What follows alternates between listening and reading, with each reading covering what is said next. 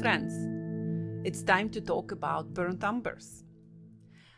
In natural pigments, we have 10 burnt umbers from different countries. But for oil range, we choose only 3, which is French burnt umber, Cyprus burnt umber, and Cyprus burnt umber warm. You can see 3 of them very different.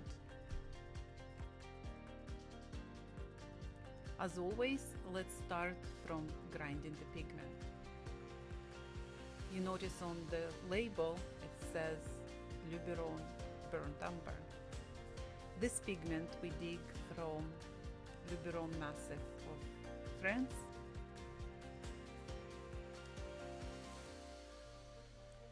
And as always, we will start mixing with aged refined linseed oil. And if you saw our previous programs about umbers, usually umbers take more oil than any other natural pigments.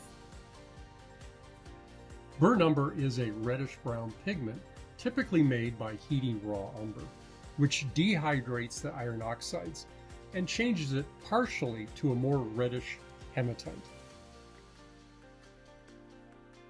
And like always, on all our umbers, we add bodied oil, which prevents sinking in. Umbers are notorious about sinking in. Right, they tend to dry very matte in color, and to mitigate some of that sinking in our tube colors, we add a little bit of bodied oil. Here we're probably adding a little bit more than what we would typically add in our tube colors. That's the beauty of making your own colors.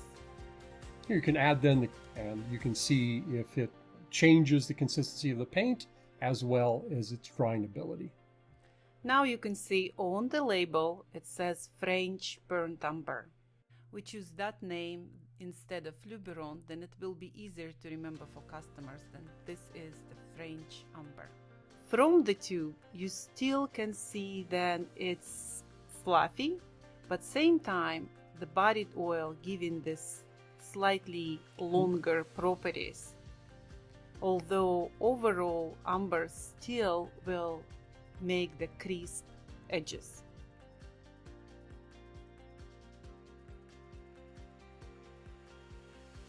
Now let's take a look from Cyprus burnt umber.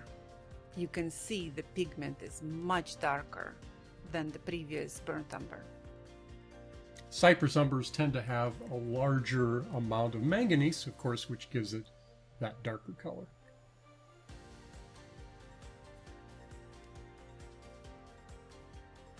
And again, here we are, aged refined linseed oil. And it takes up a little bit more oil than, as Tanya mentioned earlier, than some of the other natural pigments. It's an outlier in terms of the amount of oil it absorbs. As you can see, adding more here again, just to get it up to a soft base. Look how fluffy that pigment is. It's all over the place. Reminding about bodied oil, if you do add bodied oil, try to not add more than 10 or 20%, the most, because otherwise your colors will look much more glossier, and if you don't want that property, that would be wrong oil to add.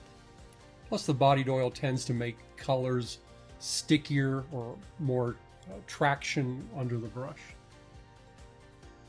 Some types of burnt umber are naturally found with high percentages of hematite, which of course is a reddish color, and hence don't have to be calcined or heated.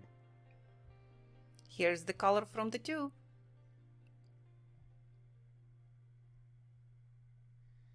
And again, all of the umbers contain a small amount of bodied oil. Cyprus burnt umber, as all the umbers, is pigment brown 7. That's a designation for the natural pigment. It's very difficult to see the color range on this on screen.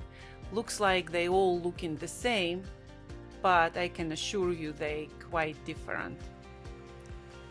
Here's Cyprus burnt umber warm, and you can see why we call this warm, because it is really reddish hue. Yeah, very definitely towards that area of the spectrum, that color area, very reddish, almost like an iron oxide, but darker. When you visit our website, on website you will see we have Italian burnt umber and Italian burnt umber warm, and they are very different from Cyprus. Yeah, those are the pigments, of course. We don't make those in the oil color range. But you see how much possibilities you have if you choose to make your own oil colors. And we actually have quite a bit more pigments from Cyprus, umber pigments that is, so that we didn't choose to make into oil colors.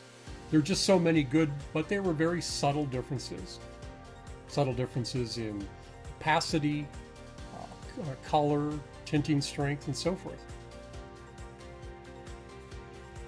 And it will be much more visible when we will mix with whites. Here again, from the tube. Looks very dark, but you can see some of that color coming out.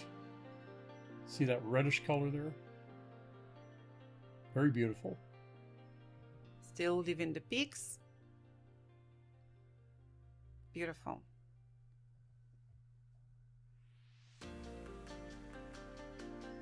Now let's mix with whites.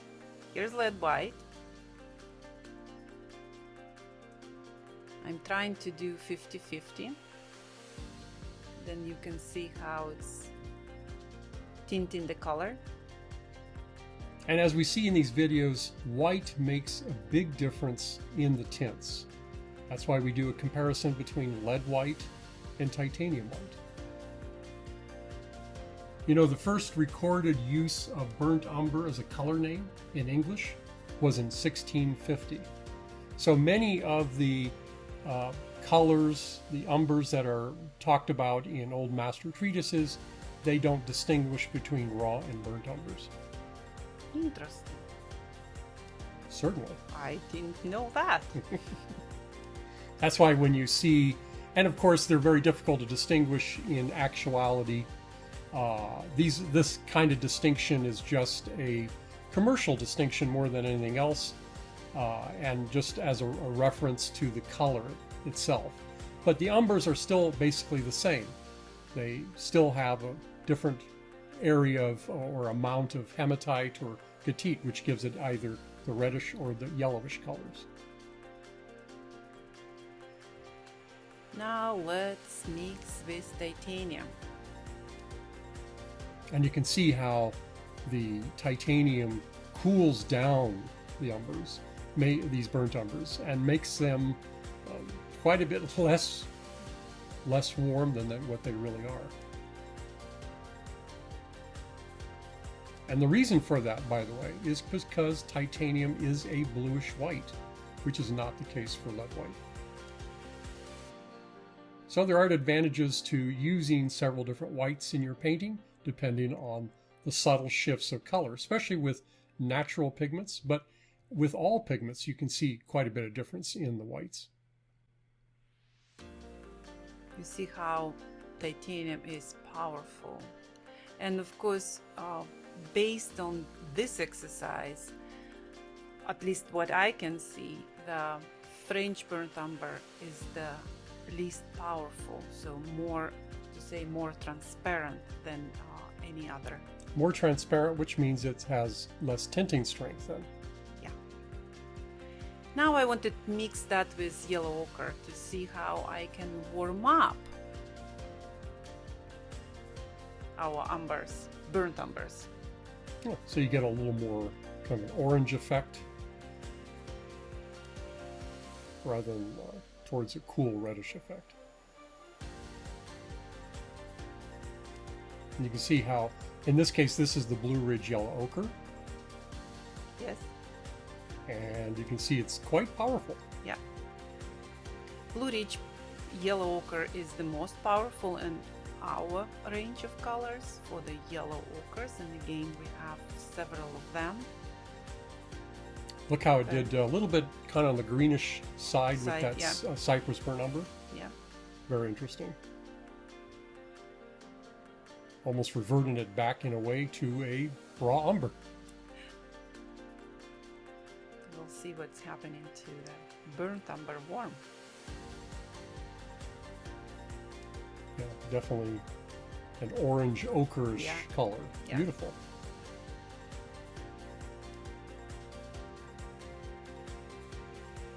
But you can see again the French umber is more easily dominated in mixtures than the other two.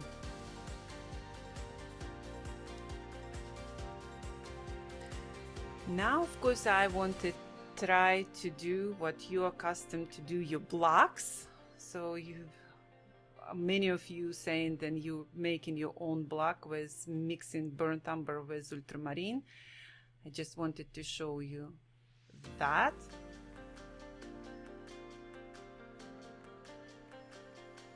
And of course it gets cooler and cooler with the more addition of ultramarine blue. So you can have very warm to very cold, dense blacks.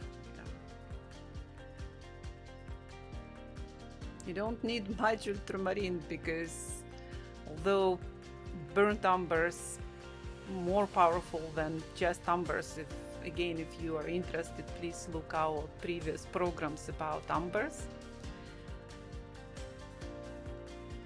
But ultramarine still, I know ultramarine is a very transparent color, but together look what they do.